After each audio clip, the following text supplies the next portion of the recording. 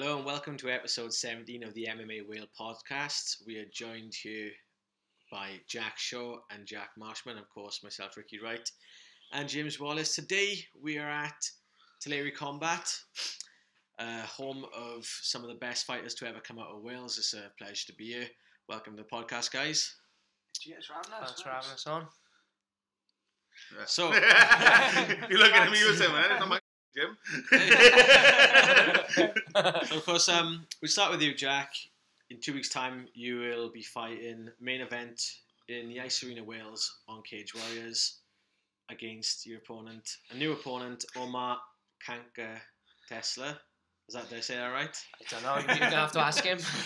So when did you find out that your opponent had been changed and you got a new opponent? And how has your game plan changed? I think, when did they announce it? Monday, so it was about a week back, early last week. I was training, I had a phone call off my old man, said Jacob Willax has been knocked out in training. So obviously his team pulled him out, and they just said, look, we can try and get a new opponent as fast as we can. Also, we didn't have a great deal of time, 3 weeks. I'm not really an easy person to match anyway, and on 3 weeks' notice, especially with making weight and whatever, it was always going to be tough. But obviously the title fight sort of factor is, is going to be that little bit more appealing. So they come back with a couple of names, a couple of possibilities, and I just said, look, just pick one of them, and just as soon as you can get signed down, locked down, get it done. And then they come back to me then Friday and said, it's all job done against Omar, as I like to call him, and then scored Omar. They locked it down Friday, announced it Monday, so that was that. But game plan wise, I'm not big into specific game plans as such. Anyway, I like to just do my thing. Also, you gotta focus on the strengths and weaknesses of your opponent, because it'd be stupid not to focus on it. But game plan wise, it wouldn't. The way I fight was how I was going to fight the original opponent anyway, so nothing's really changed, It's just go out there, go with the flow, and take it as it comes. So what do you know about your new opponent? He's quite experienced. He's had 15 pro fights, which is nearly double what I've had. So he's got the experience. He's on a 2-fight win streak. He's a decent little striker. He's a good grappler as well. He's a couple of good submission wins. So it's one of them. He's all round. He might come to strike.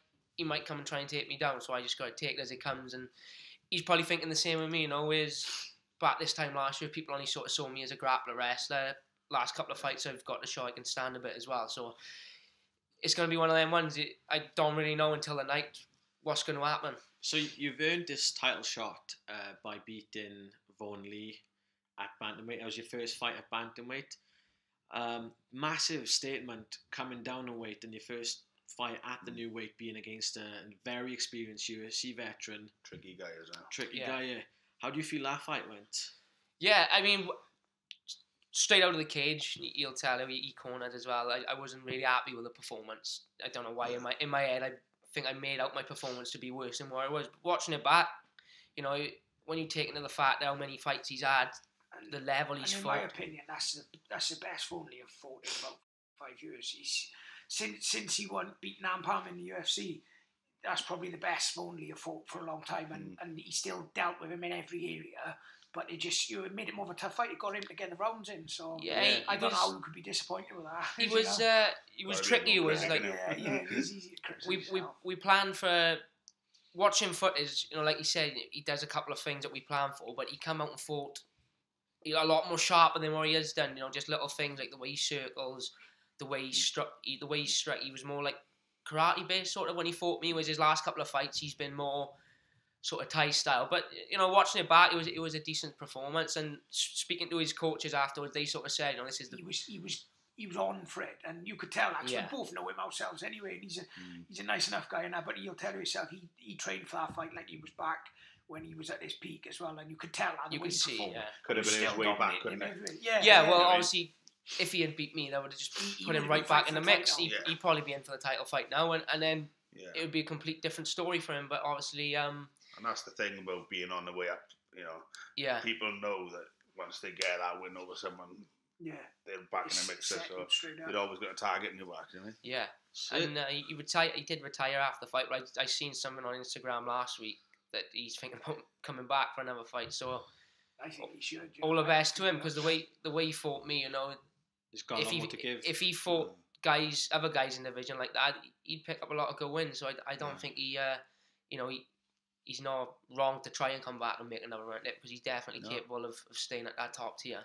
So this fight is your first title fight as a professional. You will be going the full 5 rounds. Well, he doesn't know why. Well, hopefully not. He's training for 5 at the most.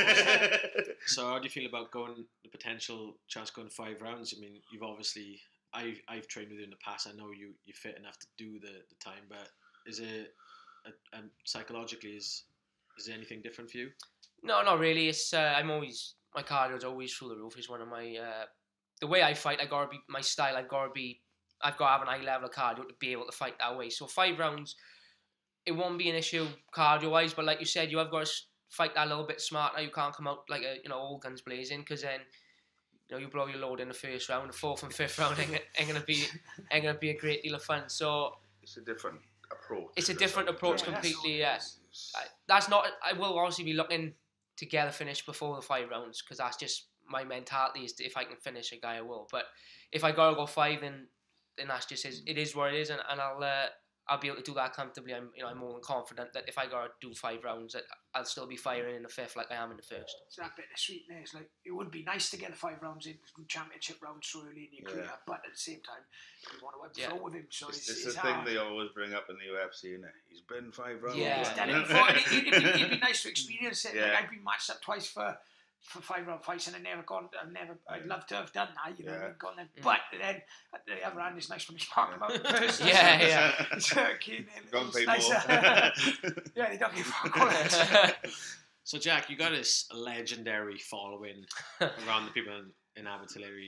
How many people have Jack shows on fire tattooed on their bodies? 15 now. I think 15. 15. One on the head. Including one on the side of his skull. So side of his skull. But we haven't had one now. I think it's been about 12 months since there's been one. So if anyone watching wants to jump on board, we are taking on new arrivals. Taking on skin. Yeah, well, I'd say they'll have to maybe do a new logo for the world title. Yeah, that's it. A little something new. That's a bit crap on the guys who've already got it happened. Cheated up. You see people have Liverpool champions in 90s. Have it at the bottom. Yeah, the logo, But, so, Jack, we start with you now. You've got a fight coming up. Tell us some more about that. Yeah, well, I'm fighting November 3rd, Madison Square Garden, obviously great arena, UFC 230. So it's my first time fighting on a numbered card. I've done fight nights so far, so it's a big card. You got Diaz on there. And stuff, all the build up, everything. I know I'm going to be low on the card, which it does more of it to be involved in a card. With the likes of Diaz, and then you got Rock Goldweiman, and like rumours of the John Jones Gustafsson fight happening is. It's pretty massive to be part of, really. So I'm looking forward to it. So tell us tell us who you fight in and more about that. I'm fighting a guy, Carl Roberson. He's from New York, so he's going to be the local lad. But he's a bit of a rounded guy, but I think he's more of a kickboxer, and he'll come to stand with me. He actually knocked out Semi Schultz. Oh, wow. But granted, Semi Schultz is. I wouldn't even like to guess his age right now. You know what I mean? So yeah, but he's still 7'8". yeah.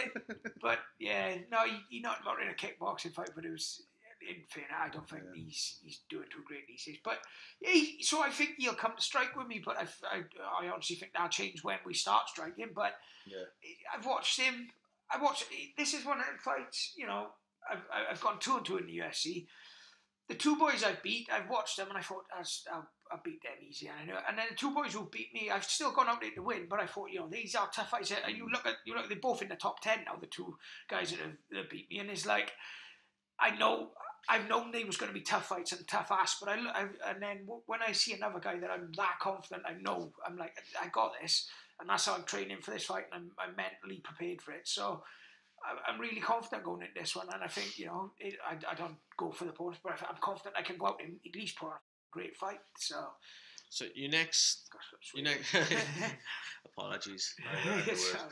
So your next fight's at middleweight, yeah? Yeah. Because you were scheduled to fight at welterweight in your last fight against Brad Scott, and that didn't come about. No, I didn't. No, I got really close. I nearly died doing it, and I won't be looking at doing it again. No, I think as well. Would you like? There's obviously been suggested new weight classes like 165, 175.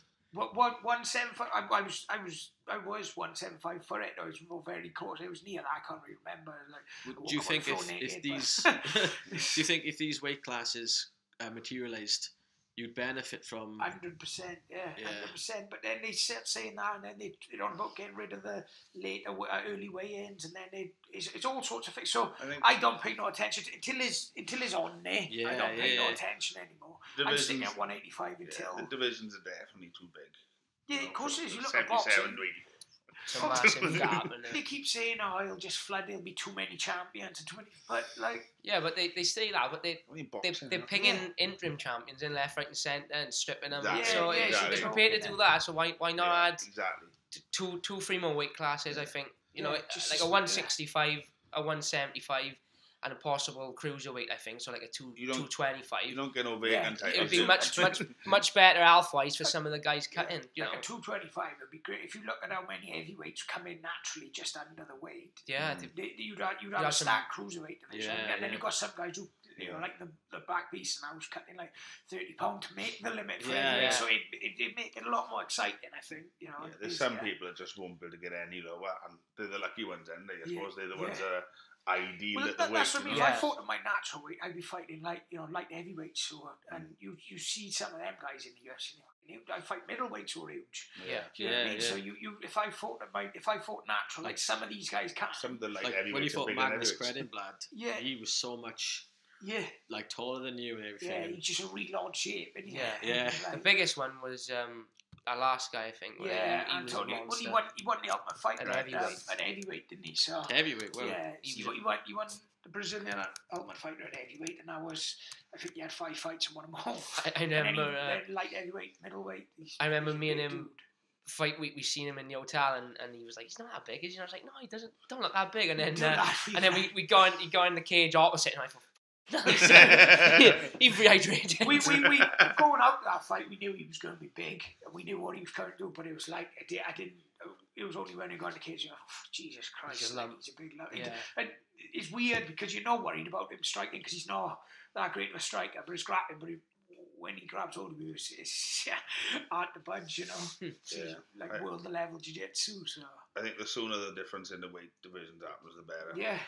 It'll benefit a lot of people, a lot of people. For instance, like Lewis Long, he's too small for welterweight, too big for lightweight.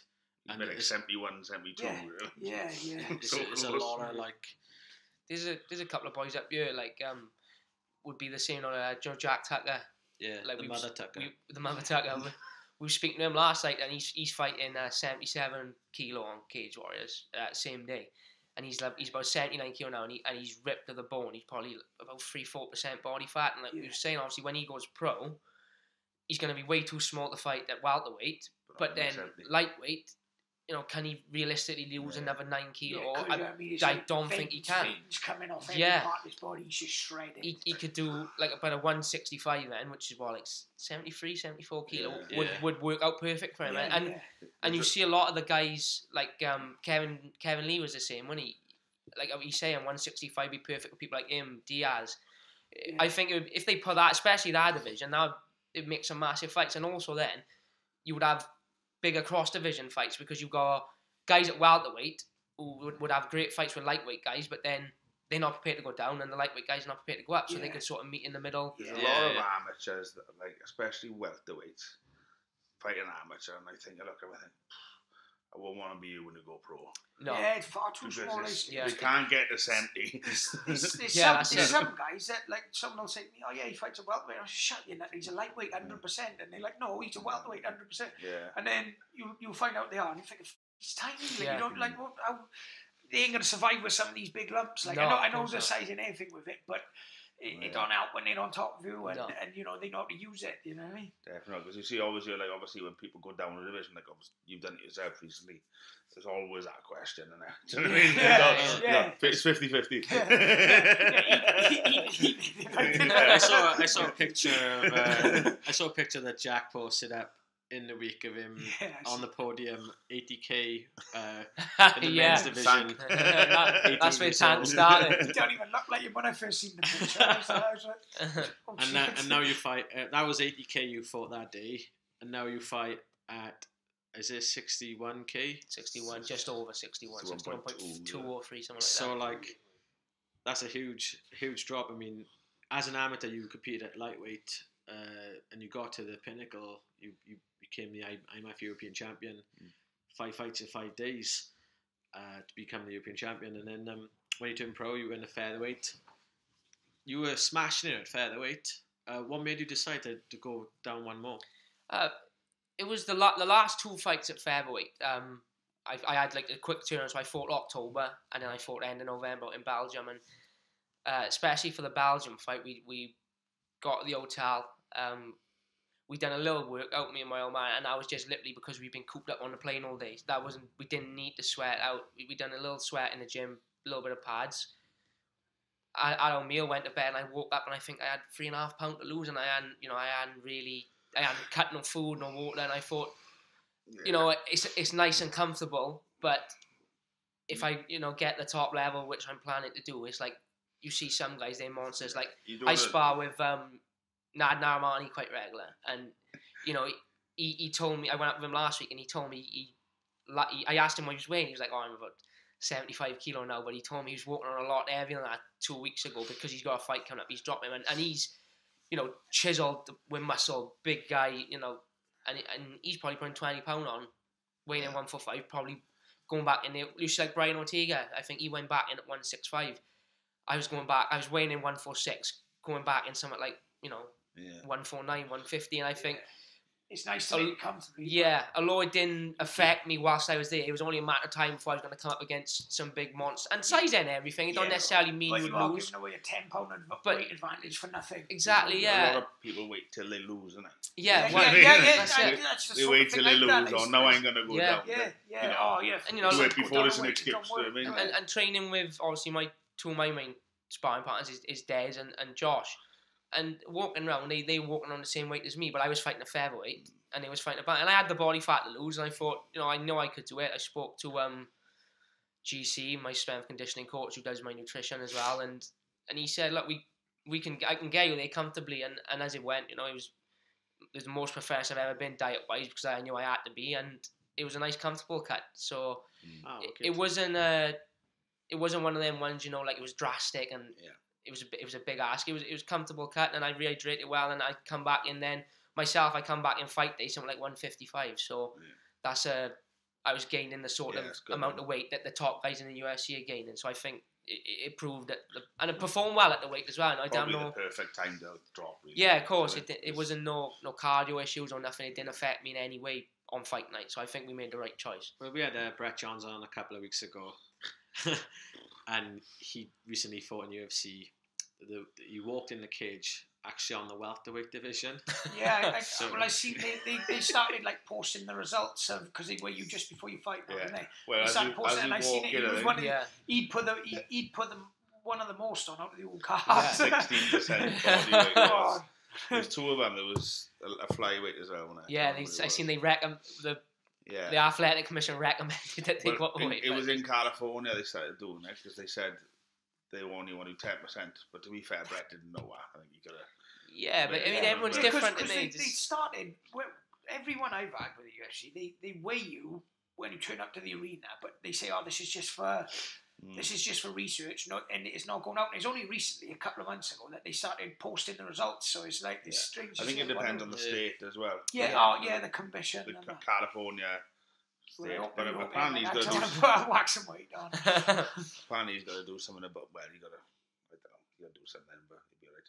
Is that just in California? So if he fought in California again, you'd have to do. Or is that like? I don't know exactly, but I think they said they wanted to go up to featherweight, but then I think you've got to have a doctor say that you're safe to stay a bantamweight. Yeah. So, yeah. But I don't know.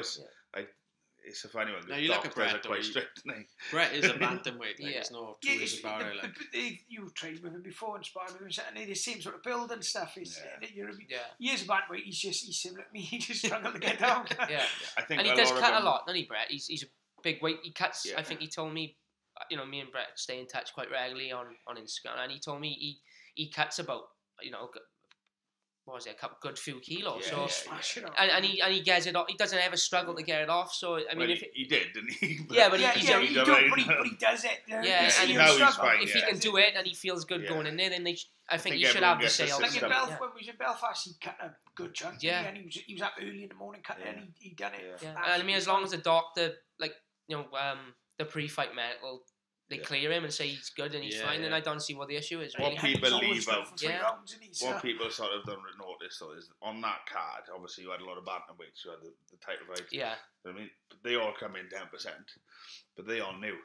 Brett was unaware, so perhaps they missed breakfast and then come in and then have breakfast. Because as soon as they turned up at the venue, they weighed. So you could say, right, don't have breakfast, go away again, 10%, and then get your man shot. You just smashing water in you for the sake of it. Of course. A litre a kilo, don't you? Yeah, you just smashing water in you. And if you know you shouldn't be doing that, you wouldn't do it. Yeah. Rock up at the venue early, innit? Yeah, that's it. Turn up early. So as I say, I think a lot of it was lack of not knowing that was what it was, but.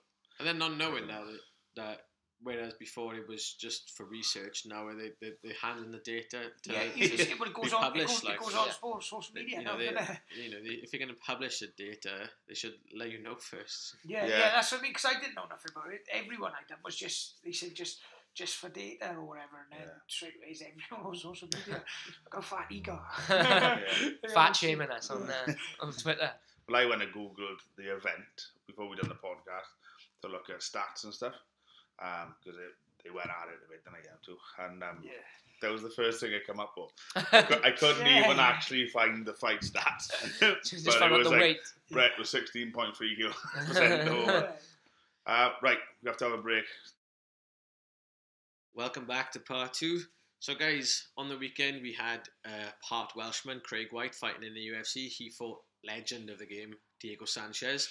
Part Welshman. Well, he is part Welshman. His dad.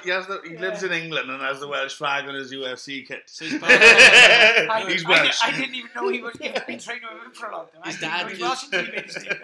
Craig has always supported Welsh rugby, and his dad's Welsh, and his dad's kind of ingrained this Welsh. Because I've always said, because my girlfriend's English, if I had to live in England, I'd have to have like a Welsh room and it'd be painted red. You'd only speak Welsh in it. You'd only have you'd only allowed to listen to Tom Jones and Shirley Bassey. I'd have to just ingrain. If I had to raise kids in England, I'd have to ingrain Welshness into them.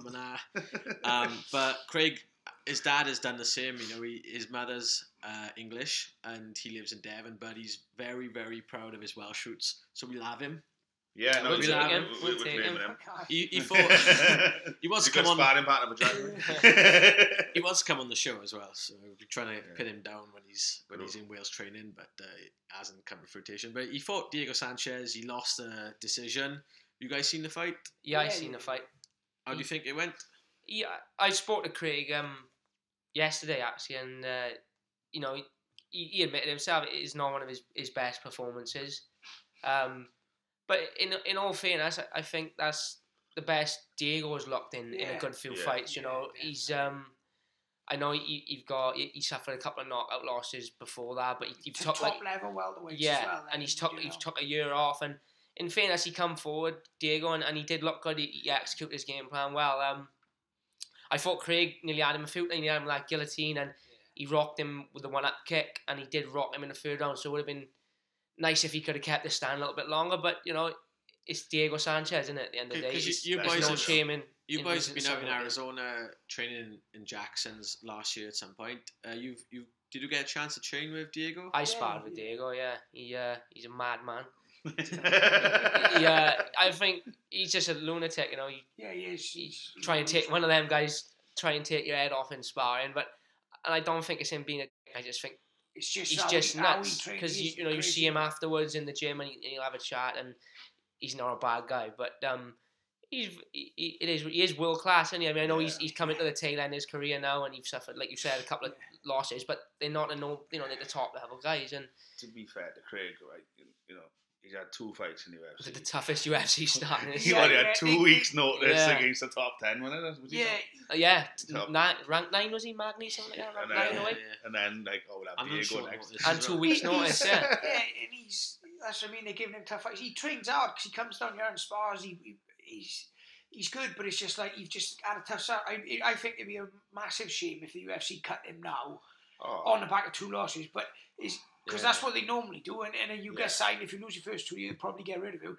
But if you've got to look into who he fought, and there's a difference between who he fought and who some other people have fought. It was a baptism of fire, wasn't it? Yeah, so I hope they give him now. Do you know, another guy who's just getting signed, or who's on that's what he deserves. He deserves a... Or at least someone that's not had nearly 30 fights in the UFC. I don't think him and Dave would have it any other way, because that's the way they that's the way they are. No, which is great. They do love it. That's the way fights are. But the thing with fighters, we all know it. Wherever you get rung up and say, you don't even ask your coach who you're fighting is. Yeah. You don't like you'll have this. People go, he doesn't want to fight me. He doesn't want to fight me. There's not one fighter in any division that really makes a decision on who they're fighting, and they just get told that the UFC basically tell you, especially if you're a bit lower on the lower levels. I know the superstars, they can have a bit of a say, but I just signed the contract. I don't even know who I'm fighting, and I'm sure Craig and everyone's the same. You get rung up and you say, I'll fight this guy. You're like, who's he? I'll have a look at him later after you sign the contract. The people who do say no are the ones it comes out in the other one. Yeah, of course it does. Dana don't like that. You know what I mean? So, I mean, fair play. Because there aren't no easy fights in the UFC, is there? So you kind of gotta, you're there to prove that you're best in the world. So you kind of gotta say yes to whoever they put in front of you. Like I couldn't. That's the difference between MMA and other combat sports, I find. Because MMA, you want to prove that you're the best. You don't want to build yourself up against bums for 10, 12 fights and then get hit with your first real test. Like you say, in the UFC, there is no bums. And the thing is, it's like, and when I've been to train at TriStar, I've been to train at Jackson's and stuff, and the gap from a UFC debut guy to top 10, top 5 it's not a great gap. I sparred with some of the best boys.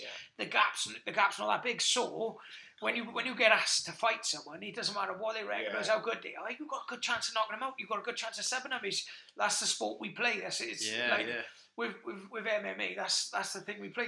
Like I said, the level between the top and the bottom of the UFC is not a great leap. It's like, is boys on Cage Warriors that are better than boys that are in the UFC? I guarantee you. When you're two early guys in the UFC, you're taking a 50-50 risk. Yeah, of course you are. And if you fight someone like Diego, all right, you can look at that fight as 50-50 because Diego's on the way down, but make sure household name straight away. If you go knock him out, then you so that's what you want. When Matt Brown knocked him out, you didn't see him. You know what I mean? It works both ways as well. Like I remember, years ago, Jess Liadon, a French guy lived in London, fought Dennis Seaver, both of them first fights. Jess subbed Seaver in the first round. So the Joker, is it? Yeah, Jess the Joker. Everyone was talking about Jess, and and he started getting really hard fights really quick because then he lost. He won his 2 more, and he lost a couple scrap. But then Dennis Seaver, who lost his first fight in the UFC, ended up having like a 10-year career in the UFC. Of course. So again, it doesn't matter if you win or lose in UFC. Your career would always be different to the next person's. It's one fight at a time. You can't ever judge it in the UFC. Sometimes it's better to go under the radar, Yeah. like Seaver did, and on a loss, got armbarred for round 1, I think, and then he had a longer career in the UFC then. There's a lot of fights. Like, look at that James Vick who just been knocked out. I think he's 10-1 in the UFC, or maybe 10-2 now after losing the knockout. But until he got matched up against Gaethje, it's like no one really knew him. He was like like you say, if you fly under the radar, you're notching up wins, earning money. But when losing a Gaethje, when Brett won with the calf slicer, that everyone was talking about Brett. That was it. Top 10 opponents, and you got up the level. He realised himself that he weren't there yet, but he knows exactly where that level is and how to get it now, and that's what he's going to try to do. Jack was just saying, it's like little things, isn't it? you know, the difference between Yeah, winning yeah. them fights. Yeah, You know, that's couple really of he's leg gone. kicks, This is Jimmy with Bumps, Brett. it's all He's gone. With Brett, he's like boom, boom, gone the yeah. distance with both and looked really, Yeah. really good in both. But he's just an inch That's out. it, He's just yeah. an inch out. That's all No, it is. yeah, when people So say, he's oh, not far from it. people say, oh, someone lost every round. Yeah, but they were still rounds. Yes. It's a 5-minute round. He didn't get battered in any of them. He just it was like he's close to that top 10 already. But if he took a step back a little bit, cut the top 15 boys, build himself back up, he's going to progress and get better, and then he'd be straight back in and Yeah, be beating them top 10 boys then because he's good enough. That risk and that risk. Yeah. But yeah. So also on this upcoming Cage Warriors card is a lot of your teammates are fighting on the card. Obviously your dad's involved with the matching as well. Tell us more about your teammates that are going to be on there. Yeah, we got a good few amateurs on there, a couple of young boys. Peaky's fighting in the Grand Prix. So if he wins this, he'll go to the final then in December, and if he wins that, he'll have, I think, if he wants to go pro, then they'll offer him sort of like a Cage Warriors. He's got Jordan Peak. So they'll offer him, like, because he's just won the Wales Academy title. Yeah. So now he's fighting the Colchester champion now. If he wins, he'll fight, I think the Irish guy won, so he'll fight the Irish guy in the final. So there's 4 areas, isn't it? So there's 4, and then the winner of the final then, I think if they want to go pro, then they'll give him a contract and a bit of a push. I suppose they won't rush him either. They say you can have a few more and then a contract. Yeah, that's it. I think he means the contract. It'll actually mean like a bit of money out of it and stuff, you know. And then Corey's fighting on the we got two on the undercard, and we got Opper, Jason Jenkins is fighting. I'm not sure who he's fighting, and then Dave Adcott's fighting Liam Bennett. So that's going to be a fun fight. And then on the main card, then we got Corey's fighting. She's McKenna. Corey's fighting a girl who me and him have trained with actually out in Jackson's. Okay. Mikol, is it her name? Yeah, Mikol. She's Italian. Girl, She's a good fighter as well. Good you didn't do a lot of sparring with No. her. but she's back and fully regular, so it's a good test for Corey. Did she win the world? Or she won the world. She did, back in I think 2015 or 2016. Yeah, so. And then obviously Des is fighting Boulan then on the main card. And if he wins that, then that's a massive win for Des, and I think he will win it as well. I think he's got good after his break. He's very he's got a weird style. Like if you had to fight Des, the way he fights is a tough style to train for, and now he's improving all the time. Now he's taking his training serious, and he's coming into his own. So he's starting to look more serious. In the last couple, and he trained hard for them and looked good for him. He's starting to again now. He's starting to look now. How he looked when he was on his tear 5 years ago, but obviously his skill set's a lot higher now. He can wrestle now. His striking's always getting better, but he's awkward, and I think the way he fights is going to cause Boulan, because Boulan's quite neat, and I think someone like Des, who's quite scrappy realistically, will cause him a couple of problems. He's really good to watch, I think. He's never in a boring fight, is he? He's and as long as he's in the fight, he could be down. Des could be the type, he could be down 4 rounds in a title fight, but as long as he's in the fight... When he first started this little win streak that he's on now, it was like a couple of fights he was on his back and he was getting cut and so, and then he just whipped out the triangle in the second round, like when he was counting him out. So that's what he's like. You can't ever count him. I love that. Always dangerous. But he's getting dangerous everywhere now. Like you're saying, he's really improved everywhere. I love that win he got where he took the guy's back. It was so cheeky. Yeah. Like I always describe... Was it Damo Whedon? Demo, and Creighton. I'll always describe Des as like a cheeky little naughty schoolboy. You can tell.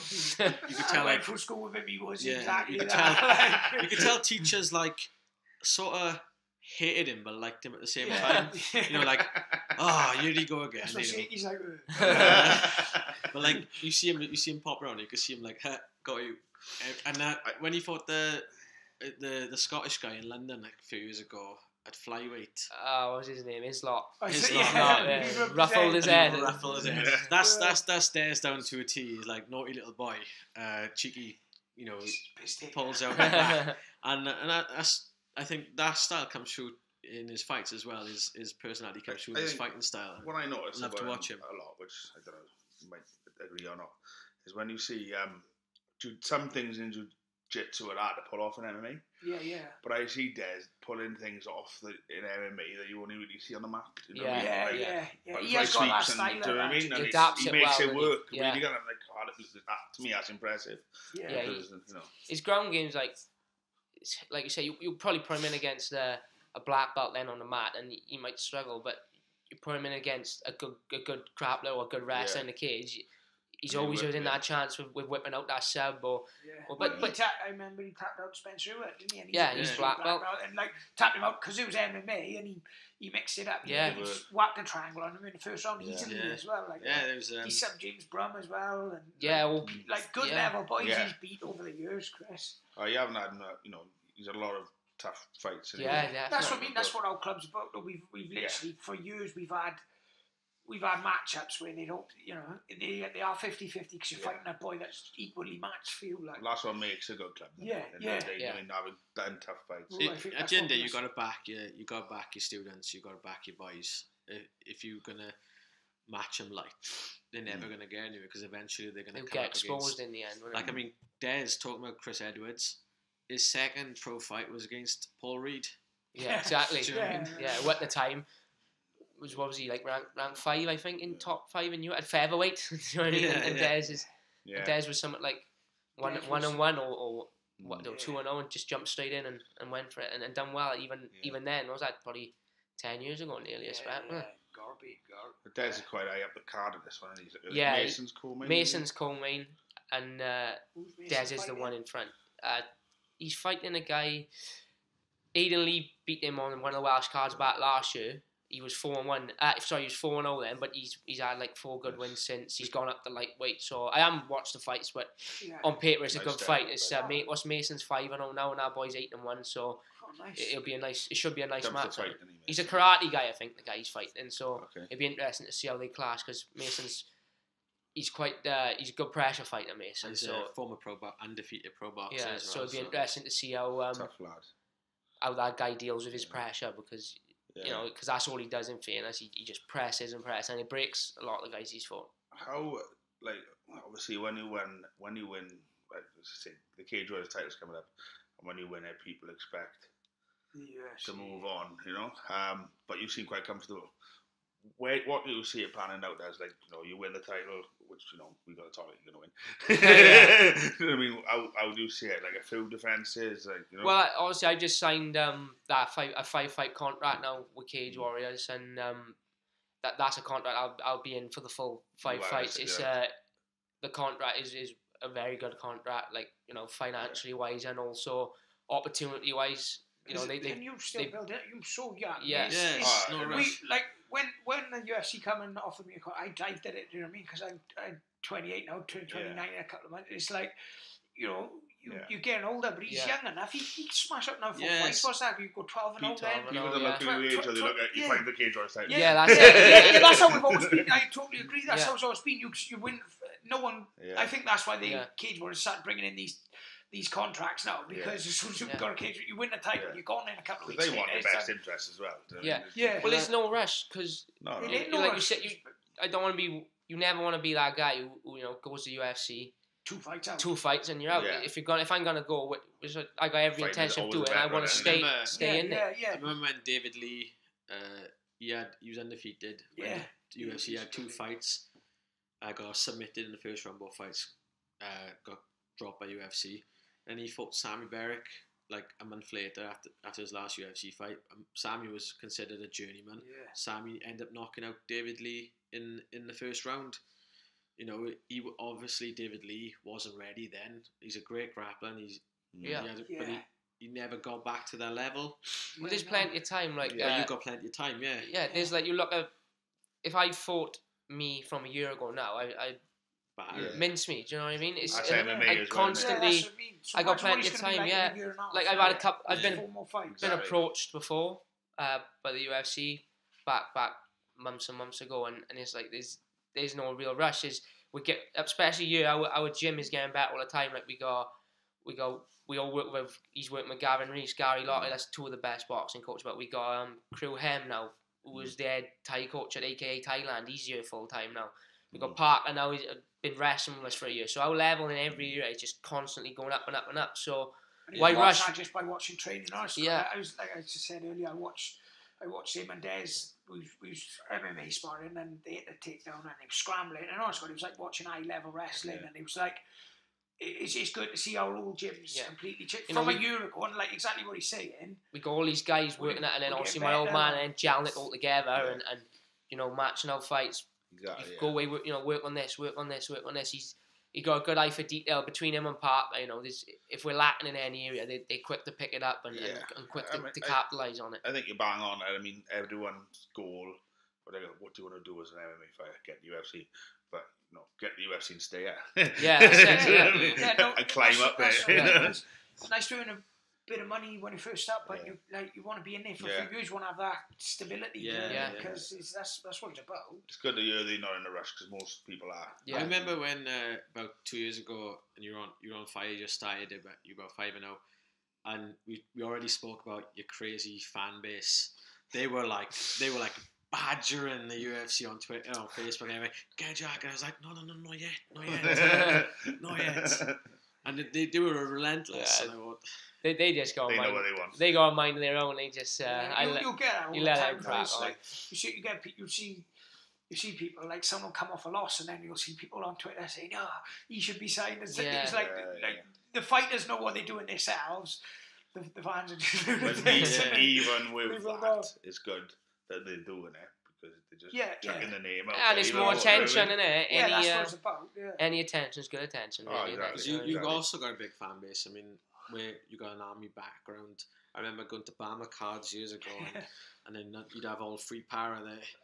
Free para. There's Oscar. I remember when I fought Cardinal, they went off like 50, 60 balls for free para. Scrapping, Me and Mike Edwards there. I remember. I was only like probably 16 at the time when he fought Cardinal, and as it felt, like me and I went up with Big Jack, who sponsors the gym, and me, him, and his son, and Des was with us.